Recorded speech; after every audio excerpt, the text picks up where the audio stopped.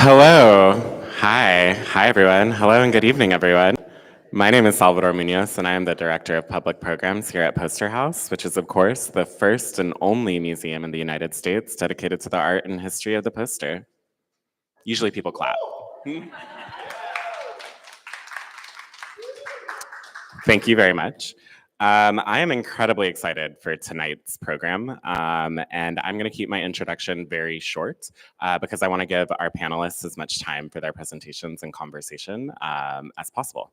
And I was struggling with how to introduce this event, and I was reviewing the event description, and I honestly think that it sums it up beautifully, so I'm just going to pull from this. Latin American identity has been forged over time and out of shared stories of victory and struggle against oppression, as well as the resilience to move forward without forgetting the past. As such, Latinx is an inadequate term. While it can be used to find community and solidarity, it can also be othering and reduce a multitude of experiences into a monolith. Moreover, the term itself is a constant reminder of a violent process of colonization, because without colonization, there is no Latinx. As the United States celebrates National Hispanic Heritage Month, complex feelings of being proud of one's heritage while also being tokenized come to the fore. Navigating the desire to be seen while grappling with a gaze that feels both unwelcoming and othering is a daily challenge. In this panel, 4 self-identifying Latin American designers working in the US today will share and discuss issues of being Latinx in design. How do they grapple with the concept of Latinx? How do they define Latinx design for themselves and their communities? So without further ado, please give a warm welcome to our panelists.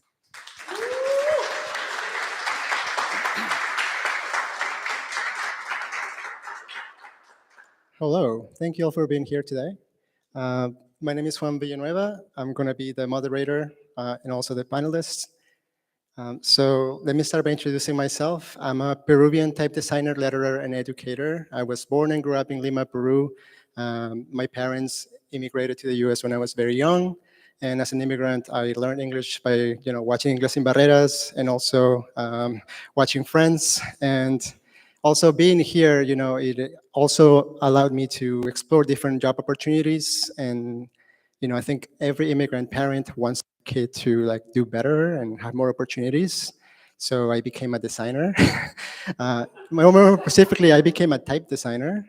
I don't think my parents know what I do specifically, but I know they're very proud. And I'm also very grateful for their sacrifice coming into this country and starting from scratch. So like I said, I'm a type designer, and I make typefaces. I made a few of them, some of them very personal. Gregorio, which is over there, inspired by Franz Kafka's Metamorphosis, and also my own existential identity crisis, because one day I'm Peruvian, and the next day I wake up and I'm Latinx, right?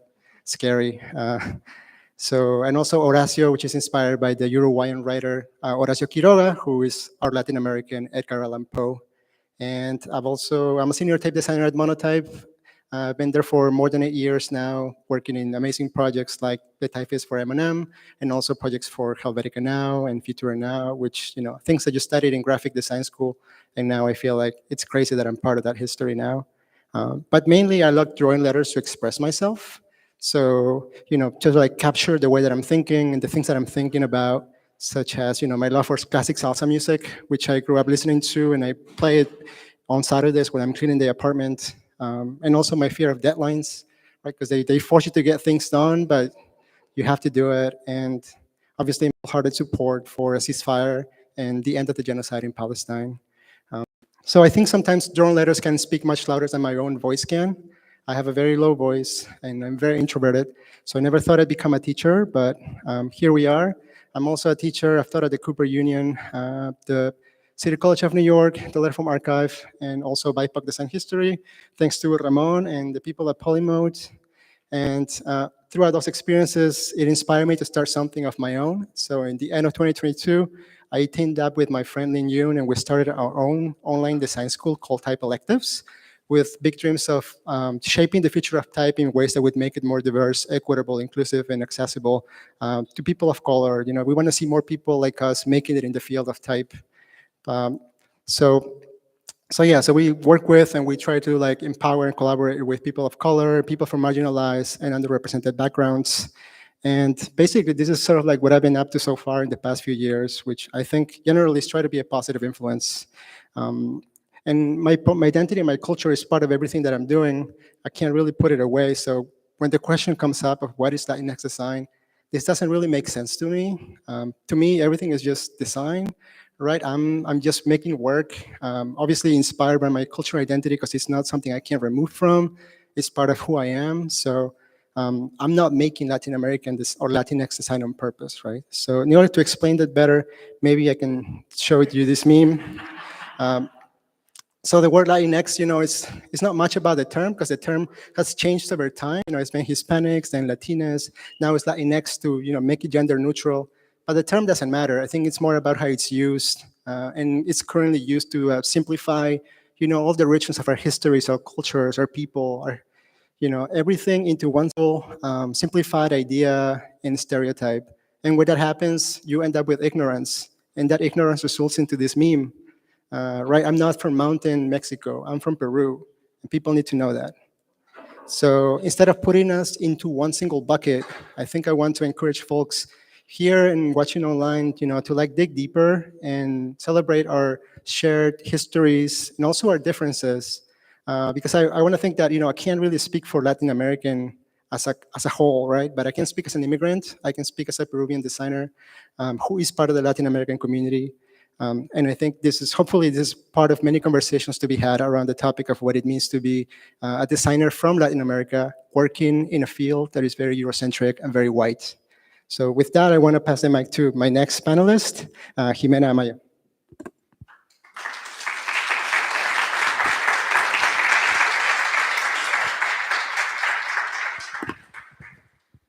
Thank you, Juan, and thank you for the invitation. Thank you, Pastor House, for having us and for giving us the space. I am Jimena, and I'm originally from Mexico City, but I've been living in LA for the past 6 years. I moved to finish my undergrad in graphic design, and I stayed working, as a graphic designer. I work at the Hofmitz Milk and Center for Typography now as the exhibition designer. We do many things that relate to typography and programming, from exhibitions to online lectures to workshops. There's also a letterpress studio attached to it. But beyond what I do today as a graphic designer, I like to think that I've been on the making for a very long time. This is a picture that I like of my family in Mexico City in the 68, my dad on the corner. And as many of you know, the 68 in Mexico was a very tumultuous year, mostly because of the student movement that was competing for the press with the Olympics, which was one of the most iconic designs that Mexico still has. So I like to set the context like this because I feel like I inherit, in contrast to what Juan was saying, I inherit graphic design, and it's been passed in my DNA, kind of. Thread, my mom is also a graphic designer, and when she changed her computer, I inherited her Mac, her iBook, and it became my favorite toy. Mostly, I was using it to play Power Pit, but I was also playing with her installed softwares, and she was using freehand at the time. So I started my graphic design training very young. What I like 500 years before that is this figure in the Aztec society, which is called Tlaculio.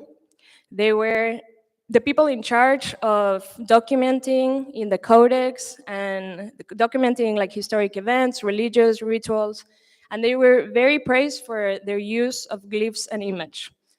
And this definition to me is basically what graphic designers do. So I have often looked in forms and in projects for my identity, but it has shifted a lot. And today, I think more of it as a process of documenting, archiving, and spreading, more than just like sitting in front of the computer and doing design. And this mostly happened after I left Mexico, right? Like every time that I go back, I see it with different eyes, and it's become like a hunt of material that I did not find in school in the US, or that I just don't see represented out there. And it is a process of, again, like documenting and finding, doing the research, but also archiving and trying to preserve these examples of things that I find interesting. And about spreading, of course. So in spaces like this, to be able to share it or to make these resources available. So it's more like, I don't know, whatever word works, like my Mexicanity kind of comes through in this process and in the design, perhaps, and in what I do every day. But yeah, kind of echoing Juan's sentiment about the word Latinx, I found this quote that I like that says, "We're an ethnic identity defined by nuance and diversity who exist within a national conversation that is allergic to nuance." Yeah, I don't know how all of Latin America can be defined in one term. For me, I feel Mexican. I don't relate so much to the term Latinx, but you can call me anything. Non-resident alien also works. So yeah, with that, I'll pass it on to Faride. Ramon.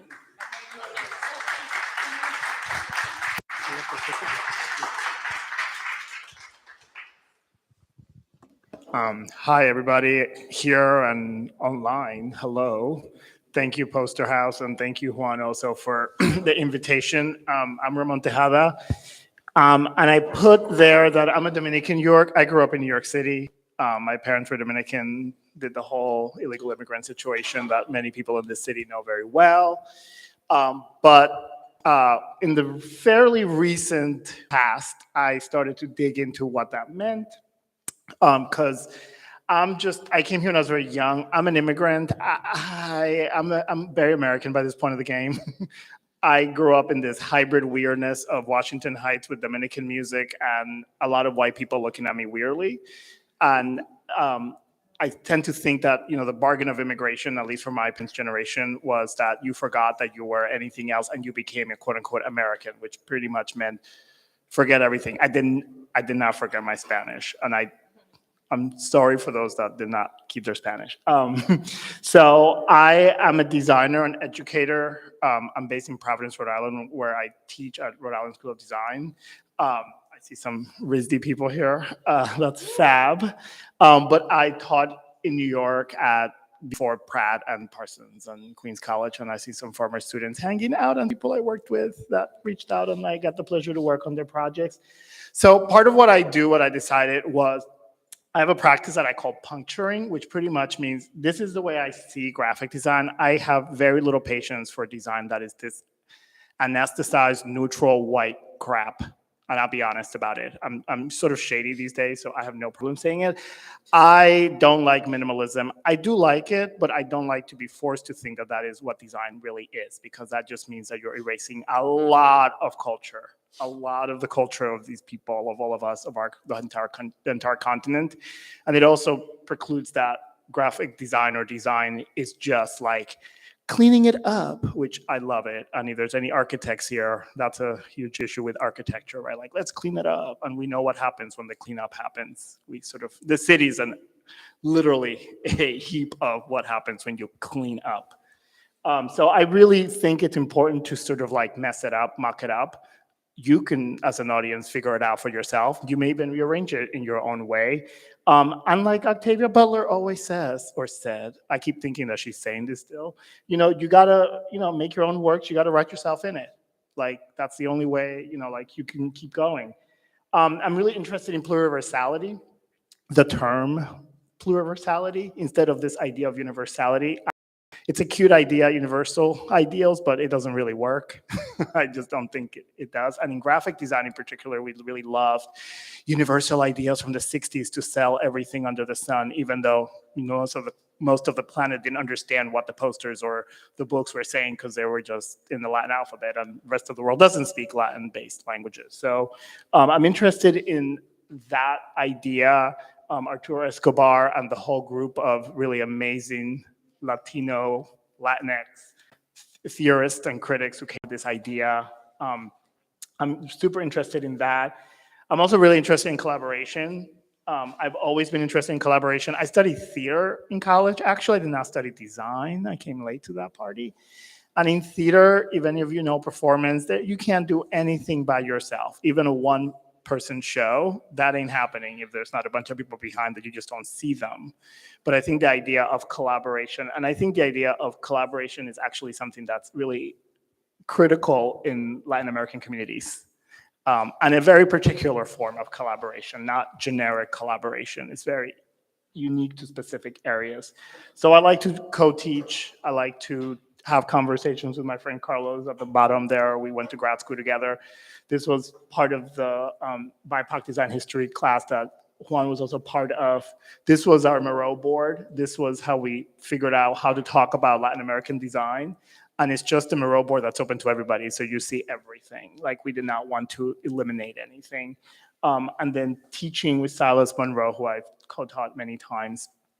Funny enough, we were wearing Bauhaus t-shirts at that time. I still love the Bauhaus, by the way. Some people think I don't, but I do. And I'm interested in histories. I'm not interested in history anymore. I'm really interested in history, and design has a really fraught perspective about that.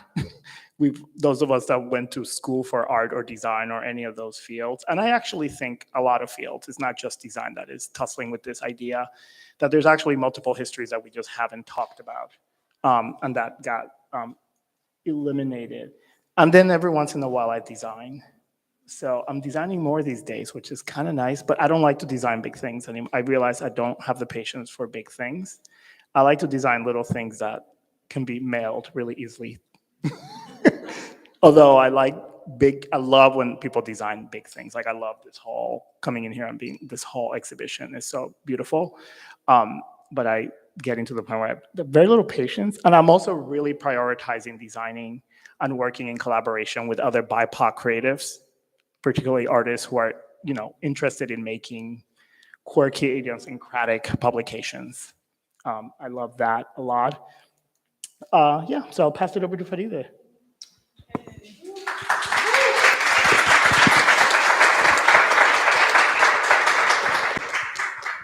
Hey, before I present myself, I would like to ask everyone present if we could give at least 30 seconds of silence for everything that's happening right now in Lebanon and in Palestine. And yeah, do you think that's possible? Yeah.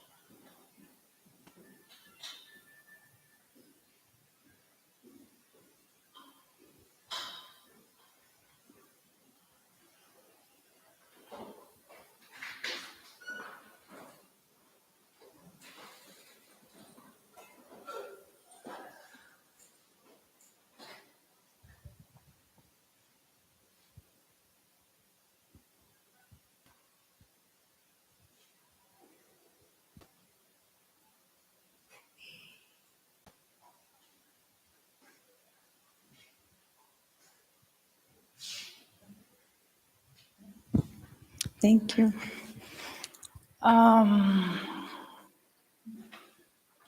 Me toca presentar ahora. Bueno, mi nombre es Faride, soy venezolana, llegué a los Estados Unidos hace 6 años. Este es mi primer pasaporte. Me gusta incluirlo en casi todas las presentaciones que hago porque es tan difícil conseguir un pasaporte siendo venezolano que tener este para mí es como haberme ganado el Oscar o algo por el estilo. Esta soy yo de chiquita y en este primer pasaporte conseguí un sello que decía que mi primer viaje cuando era una bebé fue para Nueva York. Entonces me gustaría ver el ejercicio de haber migrado a Nueva York como un ejercicio de archivo, un ejercicio de retorno. Y como ese mismo, que últimamente menciono mucho a Sísifo, disculpas, pero como ese ejercicio que hace énfasis no en subir la piedra, sino en el trayecto de regreso de haber empujado la piedra. Entonces, este documento me recuerda a eso. This is my dog, Caribe. So Caribe is just there to remind me that all of us Latinos are also like her name says, in the Caribbean. Caribe is a beach dog, or at least that's what they call her kind in the US. She's from the Bahamas. And something I really like about Caribe is that she's a conversation starter for me trying to explain how being from Venezuela is being part of the Caribbean community more than being part of the South American community. Most of our culture is impregnated with the music, the food, the movement. And as I migrated to the US and I traveled around South America and the Caribbean, I figured that most of my links were very much embedded within in the Caribbean community. And moving to New York was the best decision possible because, all the Puerto Ricans, the Dominicans, in Queens, there's like more than 800 languages and dialects spoken. So I think this is the place that I was meant to go. A part of the practice that inspires the work I do is embedded in archival research. And that also relates to the fact that there's a lot of censorship and disappearance of information, let's call it, in the country where I'm from. That happens to be either because of took paper from newspapers, so people couldn't publish, blocking of Twitter, etc. So I think that my contestatory nature comes from the fact that I couldn't speak for many years. So now that I'm in the US, I want to speak up against things that I feel are unfair.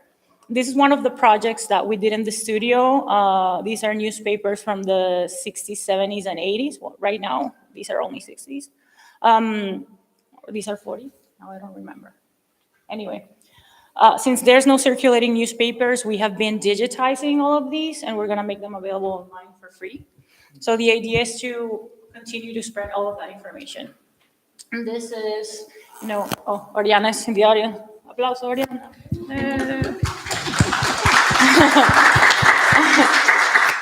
So this is when we began the studio here in New York 2 years ago.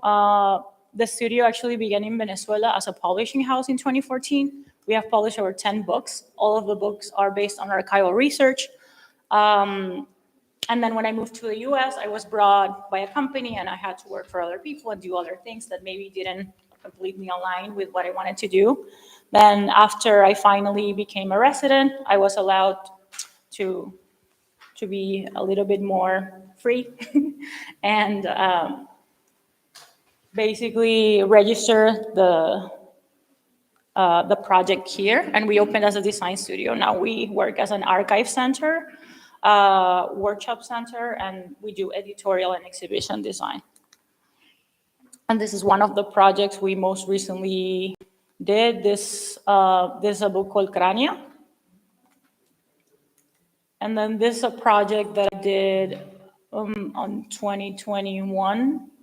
And I'm bringing it to this presentation because I thought I would put my most recent projects, but I got kind of pissed off, me dio una rechera, porque ¿cómo es posible que yo estaba denunciando que no había pasaportes en el 2021 y hoy en día todavía no hay pasaportes? O sea, ¿cuántos años van a pasar hasta que nos sigan negando el derecho a nuestra propia identidad? Es un método de censura y de control para que la gente no pueda mirar. Y ya, eso es todo. Gracias.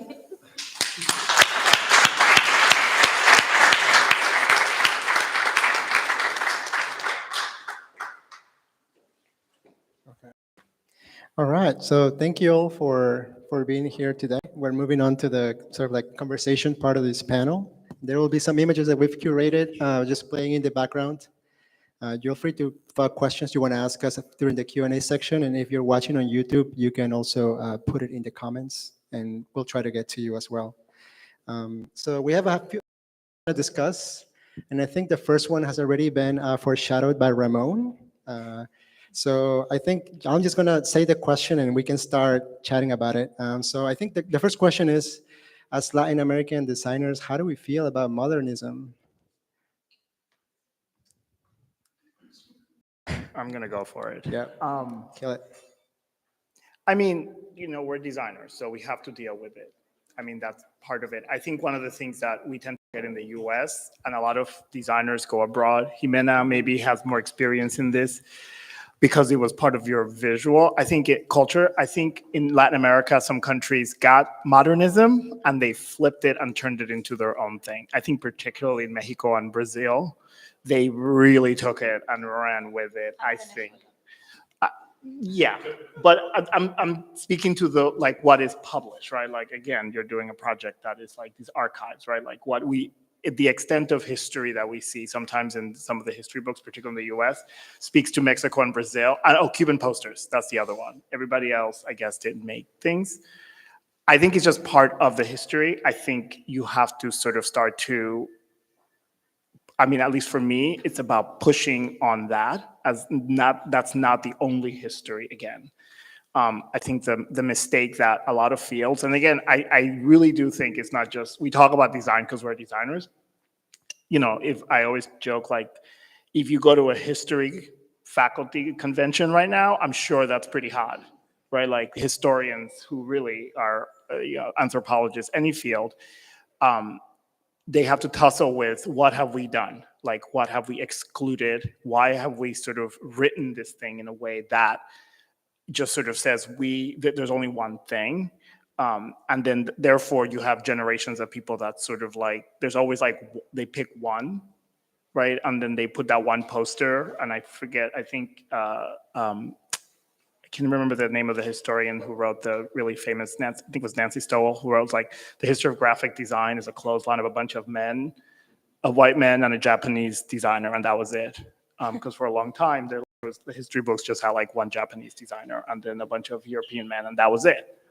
The rest of the world, I guess, didn't make design. So I think I have a fair love and hate affair with it. I don't think I can sort of say I absolutely writ large hate it. It's just too much of, like, I just can't deny it. And the reality of it is, if you came to my house, you would be like, oh my God, Ramon is sort of a modernist, but it's just my own version of it. It's not necessarily the thing that you see in books or that we've been given. So I think it's one of the things that complicates our lives as designers too, because we have to tussle with it, especially in professional practice. If you are, students going to work in the professional field, unless you are independently wealthy, we have to have that conversation because you're going to be confronted with that reality. So I don't know who else wants to jump on it. Sure. Yeah, I mean, I agree with everything that you said, Ramon. I think they coexist. This is also a reality that this is what's taught in design schools. In all my educational experience, that was the canon, and that was what we were for, and that was the only thing to do it right. And I think that's the problem for me. It's not that there's anything wrong with modernism, but when we just have that perspective, there's something wrong with it. Especially Latin America has so much to offer in terms of like perspective and techniques and printing methods, materials, colors, like all of it. So yeah, that's my point. Yeah, you mentioned Brazil and Mexico and Venezuela as having sort of like their own aesthetic, like their own version of modernism that it's uniquely theirs.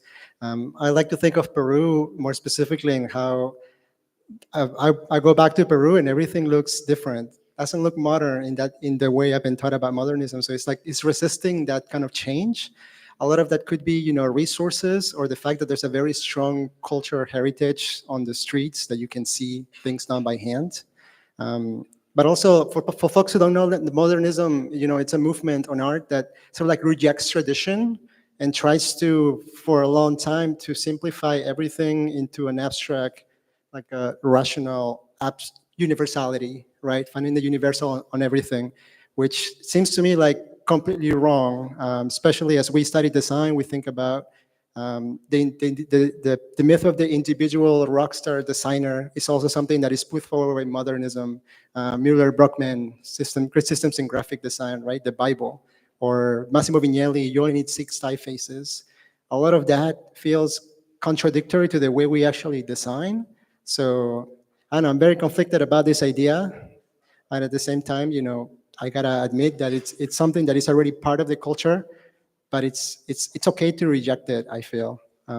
Like maybe we can do away with modernism. We can reject this idea that there's a unique designing, and maybe, reset graphic design, start all over. I don't know, as an immigrant, I feel like starting from scratch is not a big deal. And since my history is not part of that history, I have no issues with turning it off and on and see what comes out at the other end.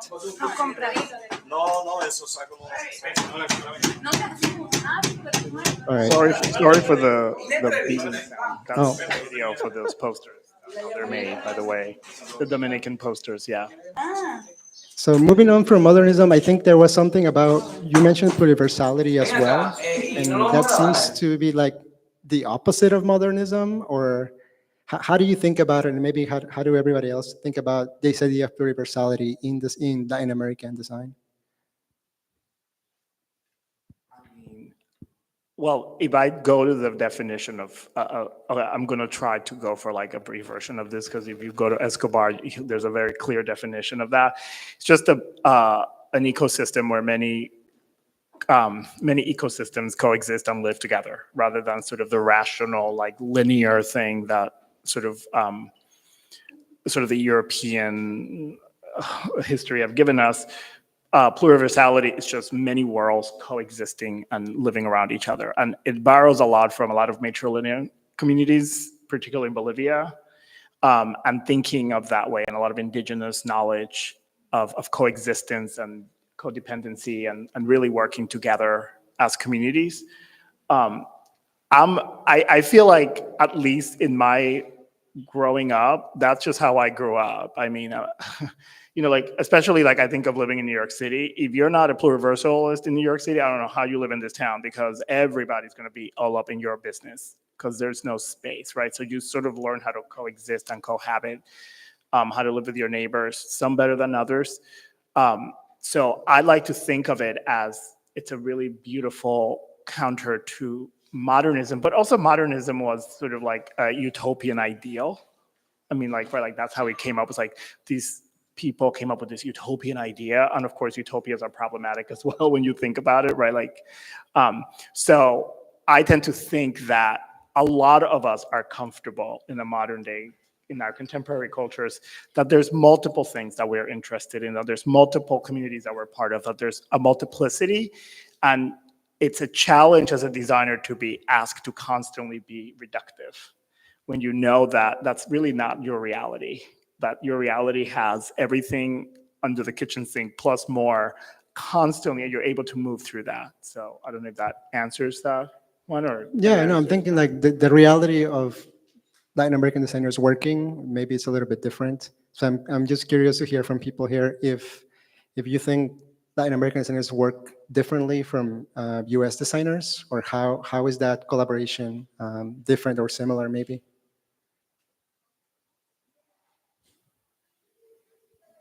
Right, because we work as collaborative teams. If you have them, yeah, go ahead, go for it. Oh, okay. Well, I think I would answer that kind of piggyback writing on what you were saying about community. Since we come from a lot of scarcity, we're also used to, collecting our efforts or sharing spaces, resources to accomplish things. The US, I have come to learn, is a very individualistic society. That's very different from how I grew up. And it also reflects within the work field, within the ethics of the work that is done in the US, specifically, or let's say even more so with commercial work. In the case of modernism, and I don't mean to come back late to the subject, I'm just I think that this is like a recurring joke, because when we were meeting to discuss about the panel, modernism just kept showing up, and I just kept like, and now I don't want to talk about it. But as Ramon said, with the exception of Venezuela, because Venezuela was part of the 3 countries where modernism was the most booming, being Brazil, Mexico, and Venezuela, the other country, it also had to do with something that I think we shouldn't see as so foreign. We see like the way that modernism is being discussed in the room today It's like, is modernism in the room with us? It's like this thing, this elephant in the room, whereas the way I was brought up with modernism was in the shape of hybridity. So when all these people came to our countries, they began by installing modernity through architecture. So I think of people like Burle Marx. I think of people like Carlos Raúl Villanueva. So I think of all these people, and I don't think of how they came to implant the seed of modernism in our land. I just think of how the tropics influenced them into creating this weird thing that ended up being not what they brought or what was in the place, but an instance of the mixture of things, a weaving of aesthetics, of climate influence, of vegetation influence, of language. And being someone who is from Venezuela but not from the capital, I also think it's important to say that when people ask modernism, they also always refer to Caracas, which is the capital of the city. There's many cities. But there's other places where we have, let's say, La Ciudad Universitaria, which is kind of like a staple of modernism in the country. But places like Maracaibo, for example, that's where the contestataриan fight for oil production rights began. Like you saw in the map that Juan pointed out, oil Mexico. So I just think that when we speak about hybridity and modernism, we also should speak about decentralizing the way that we're trying to, describe these things. I'm not even sure that answered what I was asked. Agarren ahí. I think it points to the. Sorry. I think it points to the, sort of the way that we're complicating the thing, which I think it's actually what all these fields should have been doing for a long time. It's like actually complicating it and stop being reductive and thinking that it's like one size fits all. It doesn't. It gets changed and morphed and it evolves. The idea evolves. But I think when you were saying that, I was thinking, we now have 100 years in hindsight that we can talk about it this way. A lot of those practitioners that were doing the work, they were just like, I'm just doing work. I'm making work. And then somebody, usually a guy, usually New York, if I can think right, wrote a book, right? And I'm not going to say the name of that history book in graphic design. You all know it, probably. I don't have it anymore. The last version of it was a doorstop now because I don't want to deal with it anymore. But somebody decided to write a book. Right, his name is downstairs in the shell on the wall, right?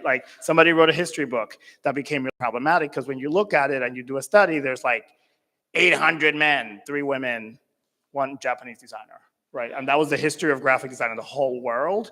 So somebody else wrote the narrative, right? And it was just what they were interested in. That book also, actually, the first edition didn't have any women because my understanding from the New York Times obituary, that person did not believe women should be designers or could be designers. So, but his son did. So after he died, the son included women in the book, right? So I think it's interesting that, we have somebody writes that story and then we can start to pull at it. But, when you look at archives or go see the historical images of these designers all over, they were just doing their work and reacting to the local, the heat, the music, the food. And now I think we're just they're kids running around being we need to find those pictures because they haven't been kept in a lot of places, right? And we want to elevate all of that through websites and publications and classes and, panels and all of that. So I think there's also a difference. No, I don't want to monopolize it. Do you want to answer it? No, Do you want to finish your thought? I just think that there's a difference, and it all keeps coming back to the term Latinx as well, because Latinx is also used to refer to people who are from Latin American, Caribbean heritage, living in the US or born in the US or first-gen North Americans. And when I hear a lot of these narratives, a lot of these dialogues, going back to looking the photos of the parents, looking back at my parents didn't teach me Spanish, don't lose your Spanish. But in this case, I am the parent. What is then my story or Jimena's story? I Ya tenemos los pies mojados, llegamos hace, ¿qué? 5 o 6 años. So I think there's also a lot of nuances that when we get, grouped into soccer Mexico, baseball Mexico, Mexican archipelago, get lost. So I think it's hard, So this is a panel, 1 hour? We're trying to cover all this stuff. I think it also describes how much, cuán necesario, como digo eso en inglés, how much needed, needed, how necessary. Yeah, English is hard. How necessary, how necessary these spaces are, and how much we need them to discuss all these complex subjects, not just, trying to sum up all this crap in 1 hour. Right. So I do agree that I think, we have perhaps a different way of approaching problems, or quote unquote. I do identify a lot with this idea of community and doing things, just doing things as opposed to waiting for things to happen.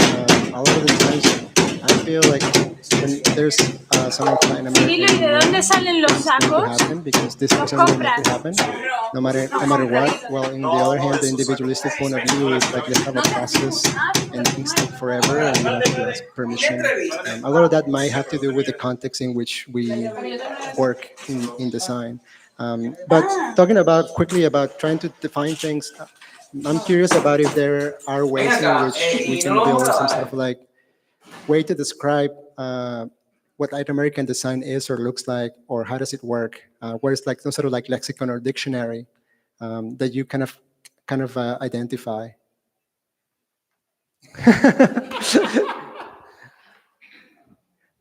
I guess I could start. I mean, I think for me, one of the things that I see very clearly is I would say obviously the use of color, but even though I'm wearing all black, definitely the use of color, but also the way in which people mix things. As in, the color has a meaning depending on who's using it, and you can see that in all in America. Like the way color is used is very specific. When I think about Venezuelan design, I think about black and white. It's because every time I think of design from the 50s, all I can think about is just the scarcity and the old ass machines that we had and all the leftovers we got from the US to print newspapers and magazines. And everything just had to be high contrast and just, punch you in the face, black, like very rotundo, definitivo. So yeah. Yeah, I think along the same lines for me, it would be something about improvisation or resourcefulness in that way of we don't have all the possibilities and all the budget in the world, so what can we make with that? That would be one for me. I think this is all really wonderful, and I think we could probably write about 700 books about all of this, and it still wouldn't be enough to like make up for all of this. But for me, I was at a panel one time and somebody asked what like Swiss design was, and somebody said, it's just design made by Swiss people, get over it, next. It's just design made by Swiss people. If you're Swiss and you design, that's Swiss design, done. So you know what? It's Latin design, it's Hispanic design. And by the way, the terminology for me is a nightmare because when I came to the United States as a kid, in this town, it was all Hispanic. And then we went into Latino. And then I'm like, I don't care what you call me at this point of the game. And I know that the Latinx term is actually a contested term in Latin America, if you speak Spanish. And it's like that whole Latinx thing is like, what is this, the US again? Imparting. So for me, my definition is if you're Latino, and you make design, that's Latin American design, done. Even if it's done here. Because, the reality of it is that this country is also Latin America. This whole continent is America. It's a whole continent. It's not just America, which, by the way, I hate that terminology that the United States has co-opted America. Like, I hate that so much because I'm like, there's a whole continent. And by the way, a bunch of these Americans up here came from down there, like, and through their grandparents, great-grandparents. Some of them just happened to be here and as John Leguizamo, who I love, says, by the way, like the border crossed us. Like, you know, we didn't cross the border just crossed. So I think that's, to me, the first definition is like, if it's work done by a person that comes from the whole American continent, it is Latin design. And there's so many variations of it and so many different practices and histories of making, which I think is something that really distinguishes. I mean, I think you're touching upon that, the culture of making in Latin America is so intense, which is why so many really greatest hits wonders of design and art have gone down to Latin America. And then, you know, 50 years later, we have a fancy book from the Guggenheim about their trips to Mexico, for example. And you're like, oh, that's where you got that idea from. And now we're like finally crediting it that. So, yep. No, totally. I mean, I look at the Bauhaus and I think of, you know, like pre-Hispanic, like textiles, and where did they get those ideas, you know? And so, you know, like if you go to the Bauhaus, in all fairness, I was at the Bauhaus 3 years ago. And I cried. That building is really beautiful. But those curators at that museum, you go to that show, and there's an area which I was shocked at. The librarians at the Bauhaus had a very contested history with the quote unquote masters. Because the other thing is, most of the stuff we see from the Bauhaus is the teachers, AKA the masters. The students' work, they have a whole wall. You're like, oh, student work. And then all we know is like all these fancy names. The librarians believe that all the students at the Bauhaus needed to read two books which had just been written at that time in the 20s. One was about Mexico and Peru, and one was about African culture. And they have two of those books in the vitrine, and you see how all the students were devouring. And when you look at some of the work, you see how people were working through trying to understand that rather than just sort of copying it. Which it was very incredible for me to see, like particularly the textile workshop, which were all the women, because why were all the women in the basement? That was my question there, but they were really working. Some of those, they were really like, wow, this is incredible work. What is this language? I'm trying to figure out this technique. So it was really sobering to see that they were looking at that. The masters did not believe the students should be looking at that though. That's amazing. I wish they credited that work in their books. But talking about quickly documenting and sharing our histories in design, like what are some of the ways in which I guess we could do that? Like archive, document, and share everything we know, because you know there is no book yet about what Latin American designers, or maybe there are a couple about individual countries, but it's very scarce. I don't think that really exists. So how are we thinking about it? Me? Yeah. No, I want to talk about the Bauhaus too. Oh, okay. Let's talk about the Bauhaus. No, I think it's really important to. I think it's really important that the Bauhaus subject comes up, because what we consider to be graphic design as a trade in Latin America is very much influenced by La Escuela de Ulm, like Ulm School, is that how you say in English? And the Bauhaus. And most of the theories that have been written about how design came to be in Latin America come from Ulm. And the principles were written based on diseño industrial, industrial design. So I don't know, if you look into Silvia Fernandez's work, for example, she talks about how people from Ulm or where in Argentina, Tomás Maldonado, etc., influenced the work. In the case of Venezuela, it was actually more of an artistic approach. We were much more Bauhaus influenced. We actually started with Escuela Cristóbal Rojas, and then the Neumann Institute was founded, and then, so it was very much permeated by art, whereas in other parts of Latin America, I would say it was more industrial architecture, even though there is one documented person from Venezuela in the records of having attended Ulm as well. That didn't have an impact. Our impact came from lo Bauhausiano. But coming back to what it is to be, what is Latin American design, I would say it depends also on the point of view that you look at it from. Because just because you are, like, is it Latin by the Latin American tradition? And if so, what is the tradition if we were colonized? Is it then the hybridity, or is it the the sourcing of local materials? Is it the techniques? Are the techniques ancestral techniques from the indigenous communities? Are those techniques sesgadas? How do I say sesgada? Biased. Huh? Bias. Are those techniques biased by scarcity, where we were discussing, or technical limitations?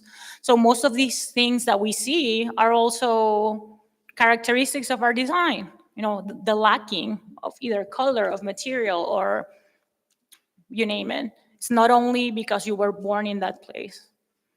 And I think it also relates a lot with something that we said we were not going to mention, but I'm mentioning, which is migration. And I always bring migration into the equation because it's what I'm doing research on. But yeah, it also has to do a lot with migration.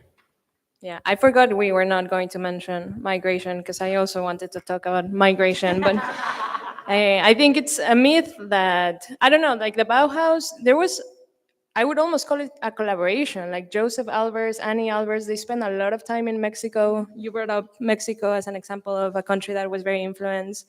And they did influence and took influence with them, but they also left a lot. Luis Barragan, which is one of the most important architects, took a lot of influence from Albert's color theory. So at the end, it's like a mix. And it's the same with colonization, right? Like, yes, we were fucked by Spain, but most of the culture in Mexico now, it's a very rich mix of what they brought and what they took and all these exchanges. So yeah, I forgot where. I mean, it's funny we're not going to talk about migration, but I think that like, I mean, the four of us, we have various variations of migrating. And I think a lot of the countries in Latin America also, there was a lot of migration that happened in Latin America. There's a lot of, our countries have a lot of migratory patterns and histories of other people that migrated there for many reasons and created, added richness to the culture. There's no way that we can sort of deny that, because it just happened. So I think it's important to think about that does shape the culture, that does shape things in a particular way, and it adds to it. So I keep thinking also, like, part of it is, to me, like, colonization happened. Okay, it's time to move on. I was at a dinner table one time with a bunch of designers in Mexico City, and they were like, what am I supposed to do? By the time we're done talking about colonialism, I got no time for anything. I'm exhausted. I got to make my shit. And I was like, bam, that's it. Like, I'm not, like, I put the slide here, is a Cannibalist Manifesto. Yeah, it's there. I remember the first time I encountered that. It's an incredible piece of writing. In the 1920s, if you read it, he pretty much says, yes, we were fucked. Yes, things happen, but you know what we do? We eat it and we shit it, and that shit is amazing gold shit. And that's the thing we made in this continent, because we were left with nothing. But we still managed to survive. And I was reading that and I was like, bam, that's it. Like, we do it. Like, it's the resiliency thing. And in many ways, as much as I, for a while, was using that D word, decolonization, I'm like, I'm just kind of done with it. Like, I need to move on and start talking about other things. Because there's if I keep talking about it, it just gives it too much air. And I want to talk about all these other things that we're actually talking about, that I think it's really important to bring forth and elevate all of these designers' histories, things that we're all interested in. All these, making these archives, like, right? Like, it's funny that you're doing all this archival work. It's amazing, right? Like bringing that up and making it accessible to people, particularly to students, because we are all teachers primarily, or working institutions of teaching, having them have that, because it's not what I had at school. Like, I didn't have that. I didn't have those examples, and I think that's really important.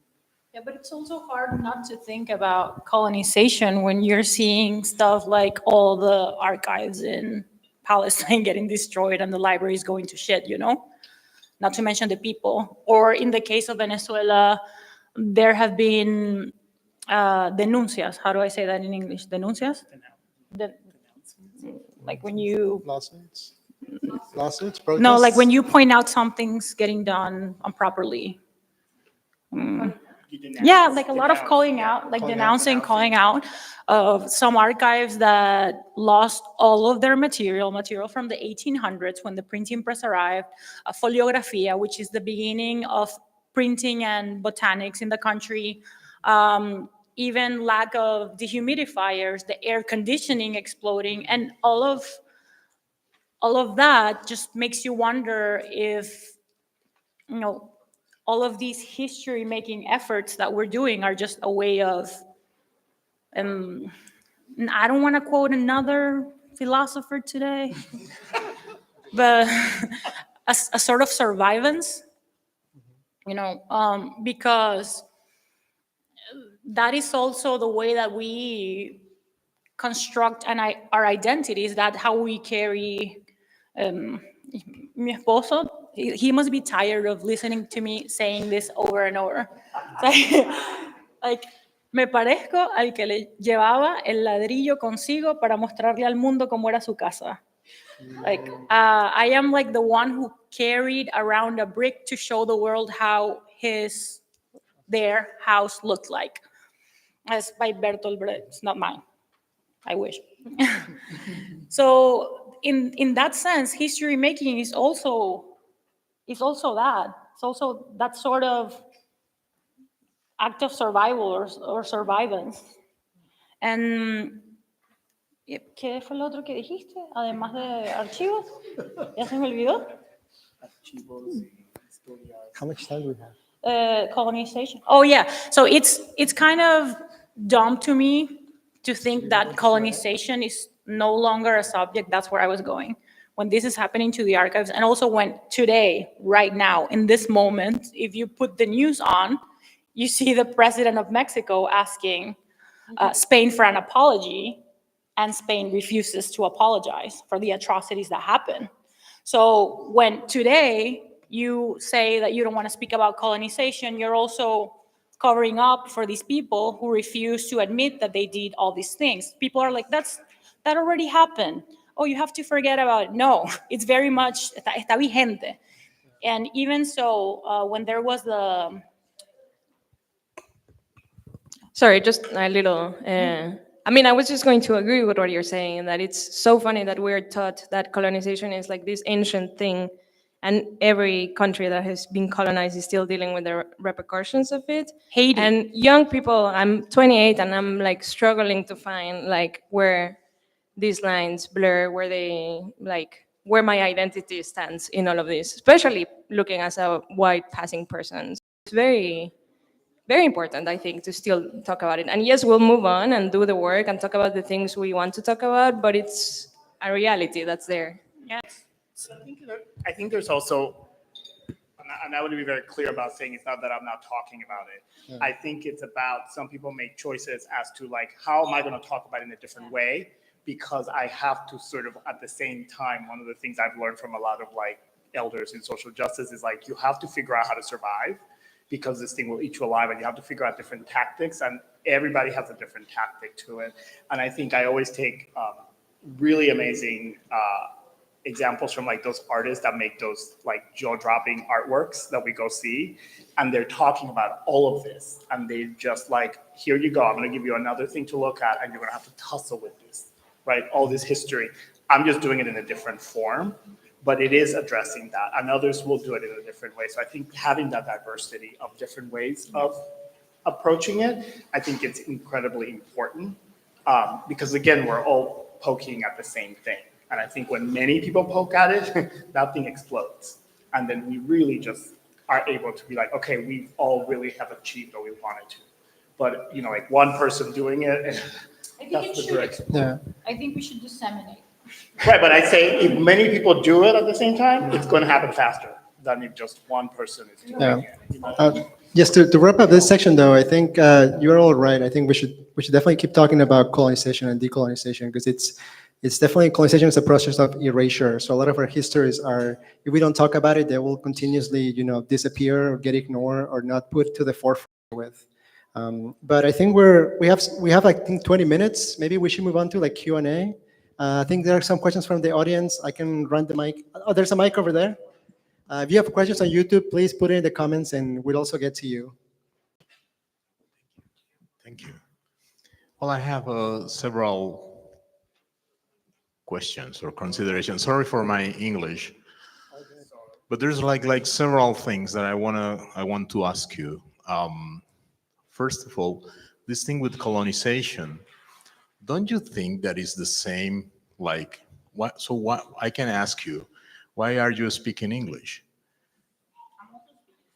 Oh yeah, but now you're speaking English, so it's part of the colonization, if we can say Right. that. Yes. So if we deny colonization, we are denying our Spanish and the things that everything that we learned from that. So I agree with you. It's something like get rid of it and, and continue. And I think that something that is 1991. Everybody in Colombia. I'm from Cocaine, Mexico. Cocaine, Mexico. I'm from Cocaine, Mexico. So that's a problem. We were very busy leading or dealing with all those problems. So maybe that is why Colombian design didn't have that position in the rest of Latin America. But don't you think that it's like some sort of also colonization? So I sometimes I believe that this is like some trendy things. Oh, let's talk about colonization, or let's talk about. It's a big problem, but it was 500 years ago, and it has been like an evolution of that. So it was more like a consideration. And in terms of history of design, many of our schools, like in Colombia, began during the 50s with Bauhaus, and it was very influenced by architecture. And then we make the mix of our temperatures, colors, los mango, la guayaba, all the things that we have, and it's like eternal summer.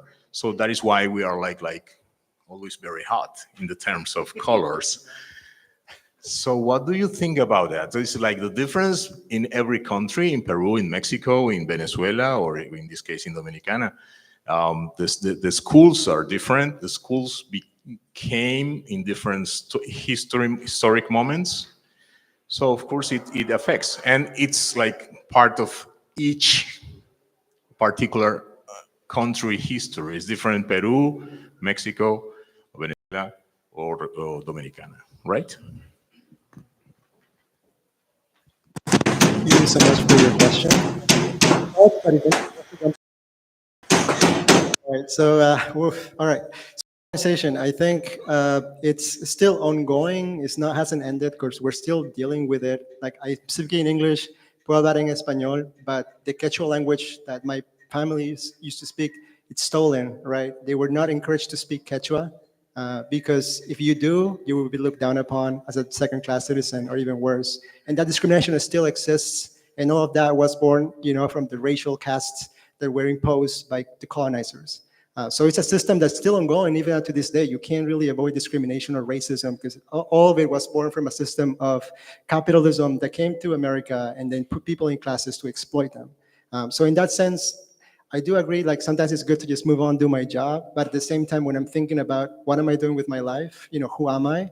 Those deeper questions that set you apart as a person, as a designer, you have to really think about your history, and that's when those really important questions either come to. That's when I had the existential crisis, right? Why am I doing this thing? So I think it's very present to this moment, and it's important for designers to figure out what they're doing and think critically about it. And the second thing was about I forgot what the second thing was about. Oh, the school, yeah. So in the case of Peru, because I'm familiar with Peruvian design history, design, quote unquote, was born in the 60s when Swiss designers came for the Olympics and they taught us how to design, which is not true. Like there was people making things, they were producing flyers, booklets, printing methods, right? But those were not called graphic design. So I think graphic design, the term itself needs to be reset, it's broken basically. I think we need to reconstruct it to include different ways of making, as Ramon said, because otherwise, we're going to keep thinking that graphic design is born at this particular moment in time, when in reality, it's been happening all along in many different ways by many different people, especially when we look at pre-Hispanic cultures. We see that people were thinking, designing, they were aligning things to grids before they were even called grids.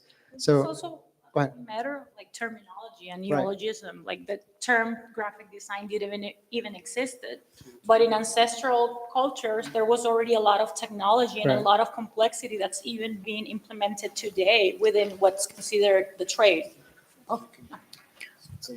Aló, aló.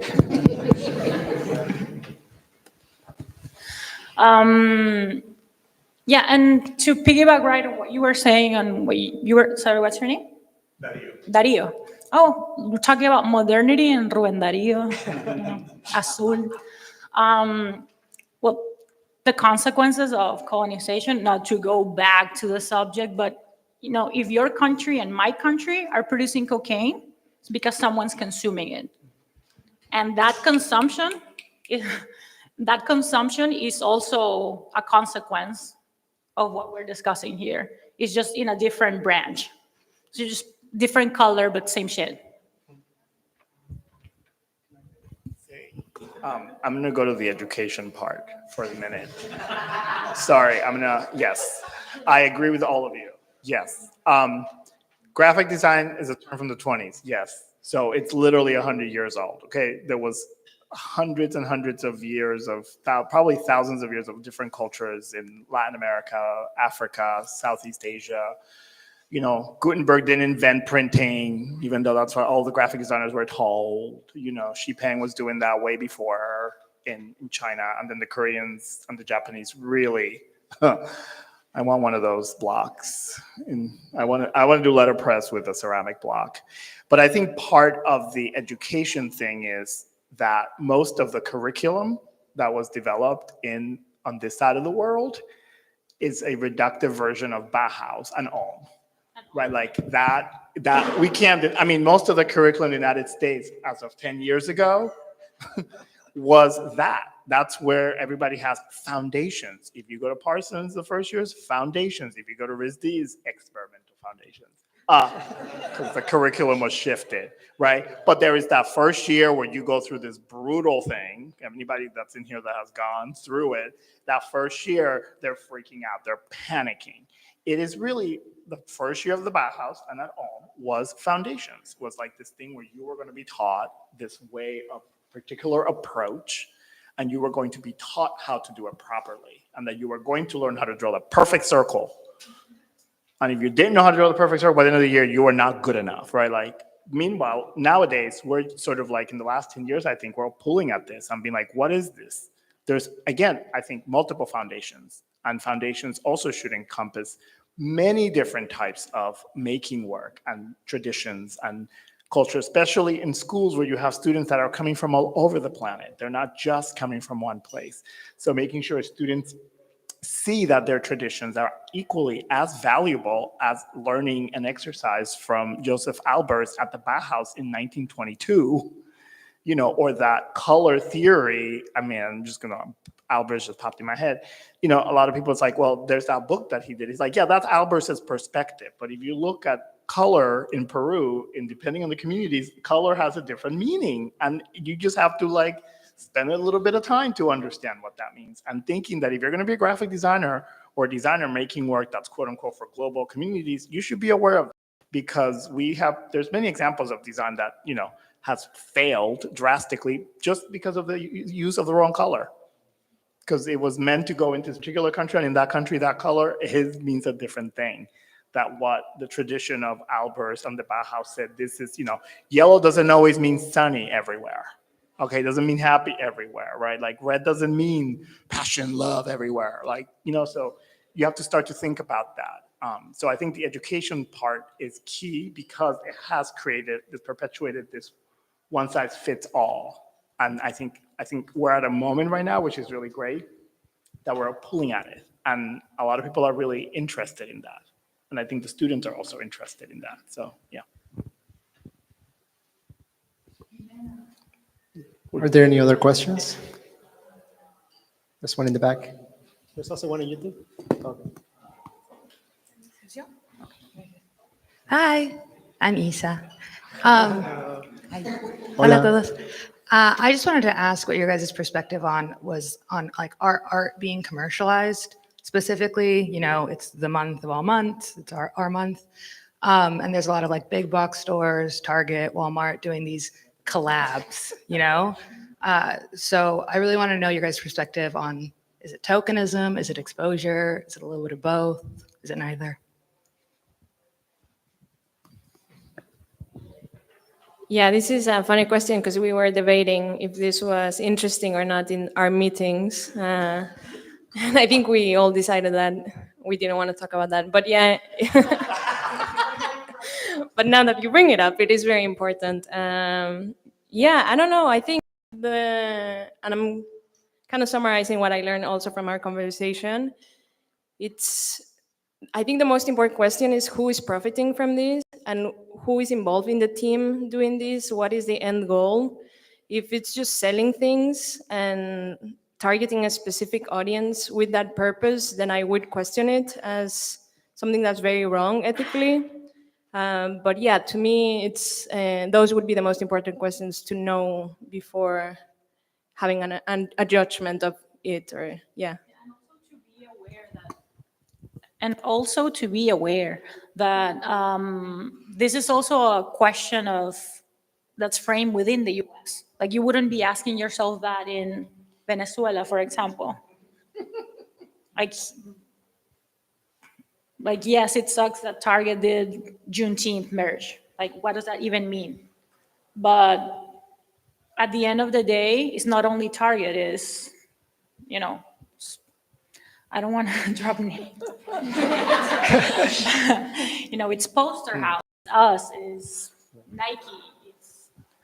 So it all revolves around how the system is structured, especially in a country like this.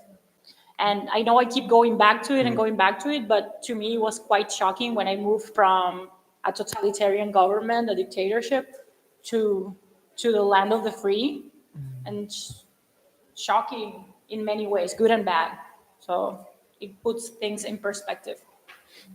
Yeah, I think one thing I would add to it is like when it's done really well, it doesn't really feel like you're being tokenized. It feels like the people that worked on that project do understand or are trying at least to communicate some sort of idea of what Latin America is to people who are not Latin America, who are mainly consumers perhaps. But generally that's the exception rather than the norm. So it generally does feel like tokenization. And I personally rather people don't do that, that do it well and put some good budget and hire good people to do it, as opposed to, just like half-ass it. Because then it really becomes like that meme. You just start taking things that you see on the street, and you continue to perpetuate that stereotype. Although I think it does perhaps generate work for people that do it, but if those people you're not paying Latin American labor to do that kind of work, then also what's the point? I would also, for me, I think it's to the professional field, if there's no designers in that team if you're just hiring and you haven't hired and you're just going to make that, then I have a problem. But I will say, again, I'm just using my personal experience growing up in New York in the late 90s, in the late 80s, there was no Latino anything. There was Latino month, there was nothing. Nothing. So to me, as long as, because otherwise, there was, all I saw was like Latino people, Dominicans are loud, Puerto Ricans are obnoxious. It was all a slew of horrific stereotypes on the subway. Cirilo, ¿y de dónde salen los sacos? I didn't see any nice. We're gonna celebrate the Dominican Day Parade. It's about how horrific it was, and how scary people were, even though we lived in a city that's literally full of Latinos. So some of it I welcome, as long as I think those places that are making, there are people that are being hired, and you're not just sort of like having a team of all white people doing Wikipedia searches to figure out, where does the accent go? That's still the case for most of it, unfortunately. I think we have a question from YouTube. So the chat on YouTube is really hot right now. They're having such an amazing discussion. I have a question from Luis. If someone was starting to learn graphic design, what books would you recommend, or what website should they learn from?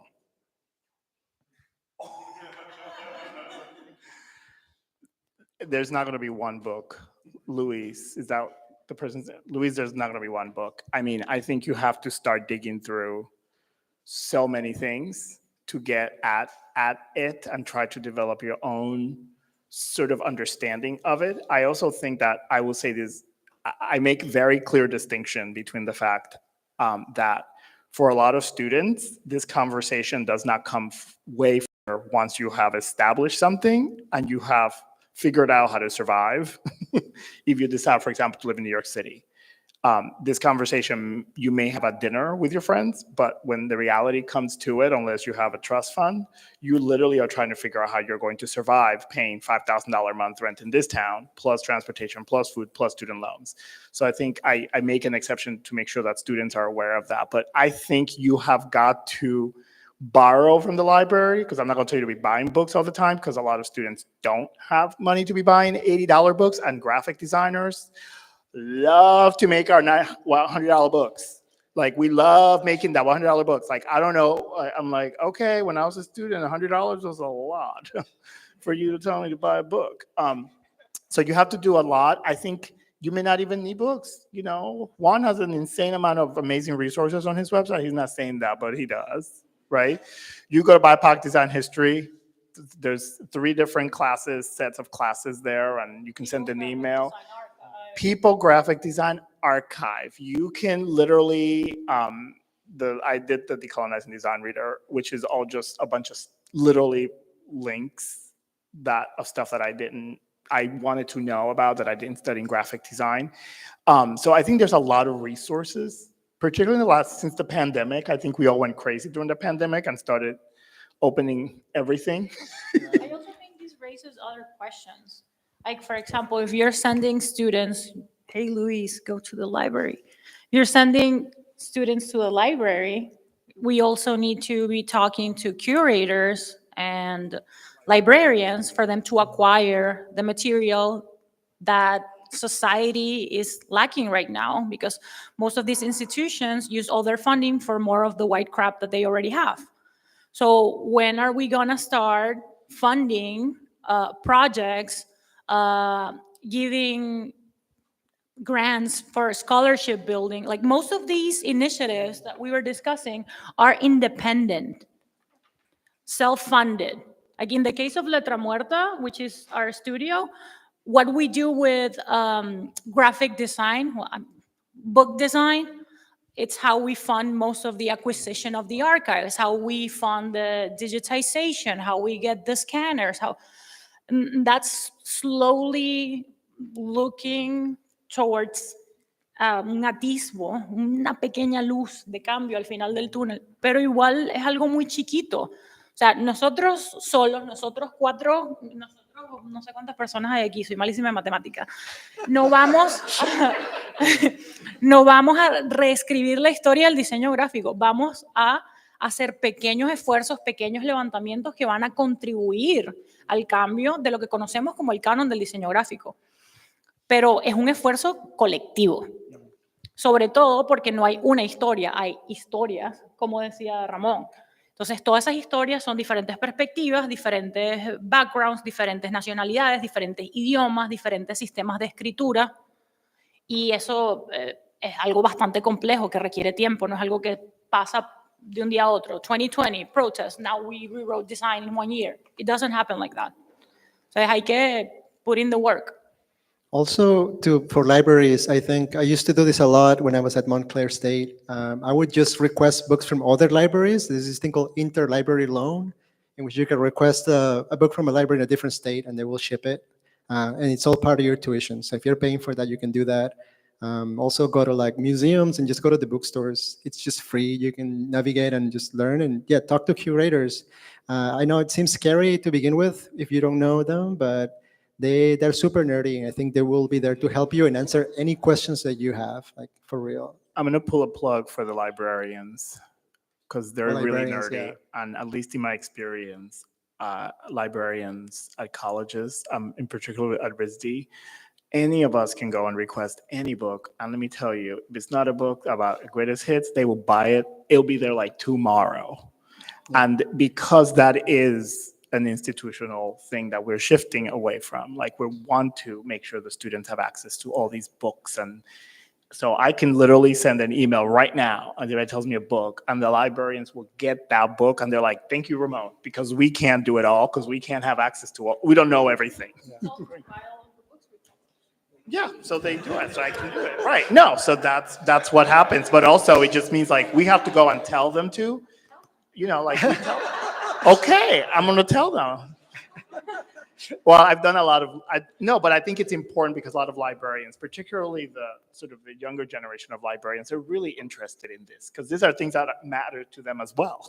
It's not that they're librarians and they do something else. They're like, no, we care about this and we want to look at these and we want to have accessibility and have students have this accessible. But I think one of the things we did hear a lot of images of things that were like designs that were important for us and ideas, I think is Luis or anybody, start making a list of the things that you really love, right? Like the designs that you really love and the things if you go back and you're like, this was the thing. I love Chespirito and I totally forgot about that until like 2 years ago. Saturday, any Latino kid in here, you all know that Saturday morning was like Chespirito. I'm obsessed about that logo, like that heart logo. I forgot about that. So I'm like, how do I bring that? I also forgot that I love Celia Cruz yelling azúcar in every video. So I'm obsessed watching Celia Cruz. I'm like, what is Celia Cruz teaching me about graphic? And that's my entry point right now. It's like Celia Cruz, Chespirito, and all of that, instead of looking at these other books. And maybe it's looking at the things that you really were important for you as you were growing up. Which is also weird because most of those salsa records were designed by women. Like most of those covers, like if you look salsa records, the cover, I included one from Siembra. Sí. And that designer designed a bunch of, Wow. yeah. I did not know that. Thank you. I want to make sure that we have enough time to answer for a couple more questions. We are running short on time, and I know that there's a lot of questions in the room and the chat. But don't worry, these folks are very generous and accessible, and I'm sure would love to chat with you after, or you can reach out to them, maybe commission them, who knows? But do we have any more questions? Yes.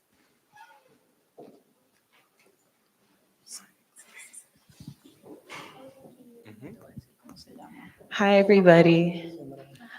Hi. I have a question. I really liked what you said earlier, Juan, where I felt that graphic design is perhaps an outdated and outgrown term.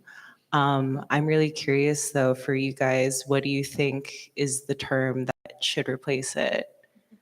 I know, heavy question. I'll give you, I know, last question, right? But I've been thinking about that question in general a lot because I was hanging out with a friend who is Swedish, and she told me recently that apparently the word designer in Swedish, if you literally translate it, means form giver. And I was like, what?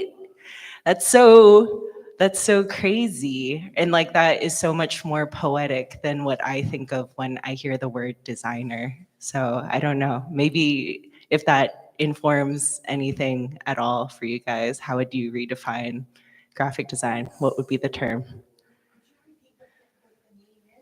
Oh, form giver. Yeah. Who wants to start? That's like a huge question. I don't know. know. I've been thinking about, instead of capital D design, I've been thinking lowercase design and making that distinction a lot when I've been talking or like even in some panels or even writing, I make it like clearly say that when we're talking about this capital D design is all that stuff that's the canon, and I'm interested in the lowercase d design because that's the stuff that I see on the streets that's so amazing. Like my favorite graphic design in the world right now is the stuff on the streets. It's just so much better. All that sign painting, all those flyers, all of that. And maybe it's again going back to like the old bodega signage in New York City with all of its bad typography that I was told in school was not acceptable to do. And guess what I'm doing typographically now? I'm doing all the bad.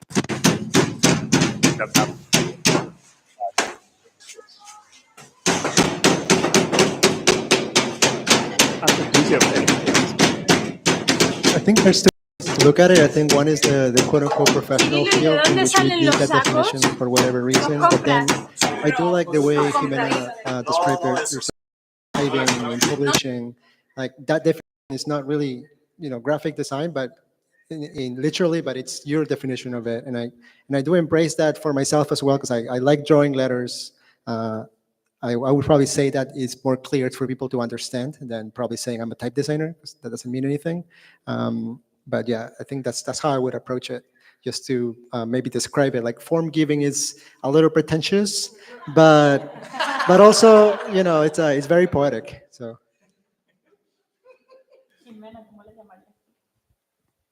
I don't know. I feel like even like calling myself a graphic designer sounds very inaccurate. I mean, Lavinia, who I work with, we do every single thing, like writing text, curating, installation, sweeping the gallery, like literally painting, anything that needs to happen. So like graphic designer is obviously not very accurate, but I don't know. I wouldn't. The way I think about it myself, as for myself, is just I like to make things.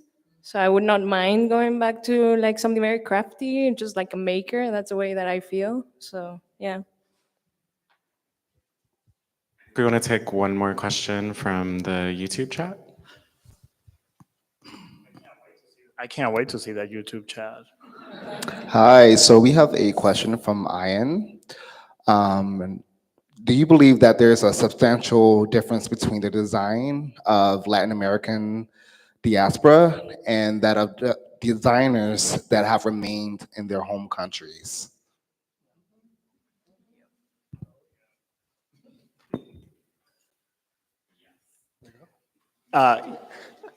Yes, absolutely. I mean, I think you even in this panel, you start to get a sense of things. It's context. I mean, we're working up here in this sort of capitalistic machine. And I think American design, and again, also we're dropping the graphic out of it, which I dropped the graphic in grad school. I was like, I'm a designer, I'm not a graphic designer, forget about that. It's like, I'm a maker, I like to make things, I love that. And I think that there's this history and corporate and all of that comes into this stew of how designers think of themselves up here. And I think there's two variations of that. Like Juan, you said it, you know, there's two versions of this. There's this sort of like corporate kind of like designer thing versus the people that are making this other amazing work that actually to me feels a lot more expansive than the limiting for those of us that have worked or are working in that like branding, studio culture, all that other stuff. So I think there is a difference, and a lot of it has to do with sort of the context of where we are. La necesidad. Tiene cara de perrito.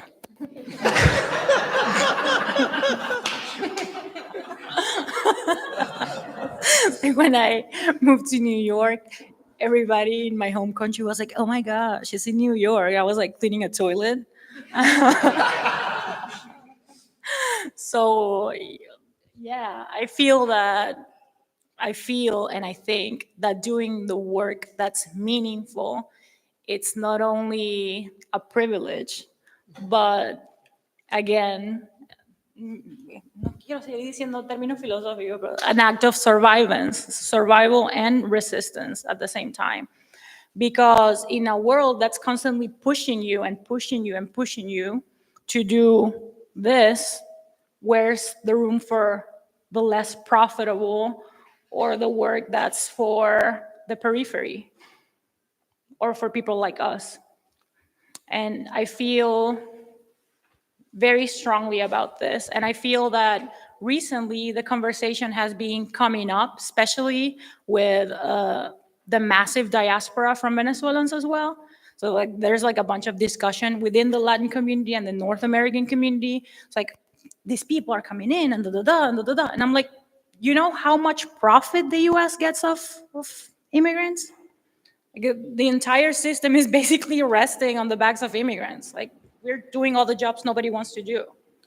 So in my case, in my specific case, and I'm speaking from my experience, I'm not saying this is the experience of every Latino in the US.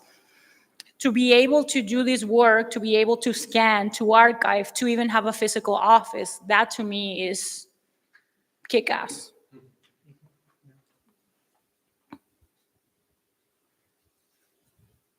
I totally agree with that. Yeah. I would add also like maybe context, like Ramon said. I think designing here in the diaspora now, I crave a lot of connection with my own culture, which I don't really have. I live in Brooklyn, so if I want Peruvian food, I have to go to New Jersey or Queens. If I want to be imbued in my own culture, I have to travel back to Lima or move back at some point. I don't know. And I would think my life would be different if I was there permanently. I would maybe crave different things. So maybe that sense of connection to either your own culture, maybe to something else, can lead to different ways of thinking about design and the way you relate with the world around you. So yeah, I mean, I want some arroz con pollo.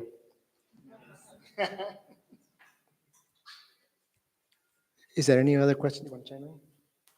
Okay. No, I agree. I clarify. I think we have time for one more question. Please don't let that build pressure. Thank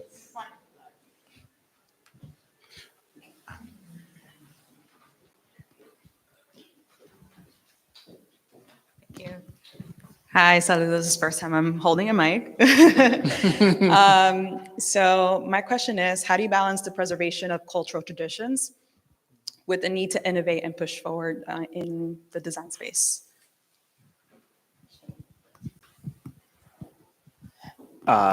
You have to figure out a process to do that. I think you have to kind of sit in a puddle of your own oops and figure that out to make sure this is something that I'm like, this is tricky, that you're not fetishizing that thing. Because I think particularly for those of us that have moved and have a lot of years in another place, we can start to look at that and be like, oh, we're like tourists. I'll pull my camera out. And I think you have to really figure out a lot of things so that you're not just imposing this sort of eye or lens that is not the thing you want. It's like you're countering against that. So I think that that's really important to do. So I think it takes longer. I know for me, it's taken me a long time to, because I could not design for a while, partly because I just didn't want to put things back to that same 3 things that I was taught. Like I didn't want to put everything back into a nice little grid that like was minimalist and white space. By the way, that's like, can we just kill that term? Like there's no it's just space. Like that's what we're talking about, right? Like why gotta be white? So I think you have to really figure out, a lot of intentionally, like what is it that you're attempting to do? And I think that goes for any sort of creative person, like when you're thinking about making things, you really have to sit down and figure out go through all the questions yourself of what is the objective of this? What is the intention? Why am I doing this? Where is this going to live? Where can it live? Do I want it to live there? Maybe I'm just making this for my parents, make for mom and dad, because I want to make them something that shows them that, like I love them, instead of thinking, I need to make this thing that's going to make $6,000 million. Like maybe it doesn't, right? Like, and by the way, also, maybe it doesn't need to live in a museum, because that's the other thing, like this trap, like, I'm going to go work and put it in a museum. Great. Like 3 people will see it, like 3 people, like who can afford $25 every other week to go into MoMA or the Met or many museums. And a lot of, sometimes, like I think of my parents, they like, why are you in a museum? What's there? They're like, that's not of interest to them. But if I make something and bring it to them and have a conversation, that's something completely different. But I'm thinking through that, like the whys, before I release it out to the world. I'm kind of like the opposite. I sort of like just do, but I don't tell anyone. I don't share. I just do it. And I approach it very critically, as in like I obviously have questions about why I'm doing it, but as I'm doing it. So for example, I was very interested in early Peruvian printings, and I was just coming to the New York Public Library like every weekend to look at really old manuscripts. And, I didn't know where it was going. I was just looking at things, taking notes, and, trying to like gather stories and started making connections. And 2 years later, Ramon kind of like told me about this course and like, oh, wait, I've been doing this, haven't told anyone, and this is actually perfect. So I guess my 2 cents would be, just start doing something that you're curious. Obviously, approach it from a very thoughtful way and critical way, as in one of my doubts for putting the course together was, am I oversimplifying my own history for just public consumption? Like, who am I making this course for? Is it for people in Peru that don't really know all these connecting threads, or is it for the diaspora? And I think at the end of the day, I try to like cater to both. So I made it both in English and Spanish, because I speak Spanish and I also speak English. But I think what I wanted to come across be bilingual was to, at the very, it's just an attempt. It's not perfect, and I just wanted to make sure it's myself too much. Although I do have some criticisms of my own lecture. Just signify that I've grown since I've talked. Because I look at certain things that I presented from a different point of view now, which we can talk about it later. But generally, just find something you're interested in, dive deeper, start doing things, and when you're ready, you can start talking to people about it. People who can perhaps advise you, especially if it's a research project. And if it's design, well, I don't really know. I think the making of design is a little bit different. But I'm talking more from like the research aspect. He's being shy about that. The talk is really good, by the way. It's like boom, and the resources are amazing. It was an incredible conversation afterwards. I saw one of your lectures, Ramon, online, and you were talking about the concept of digestion. And I think that's kind of like where my head is going right now. Like, just don't like take something and like spit it back, like really digest it and see what comes out of it. And as long as you're curious and respectful, I think you're probably in the right track. But yeah. That's the manifesto anthropofago that we were talking about earlier, and some people. I love that cannabis reference. Yeah.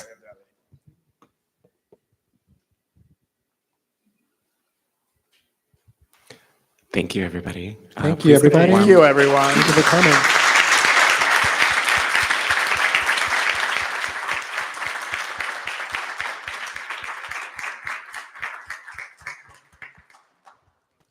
Thank you very much. This was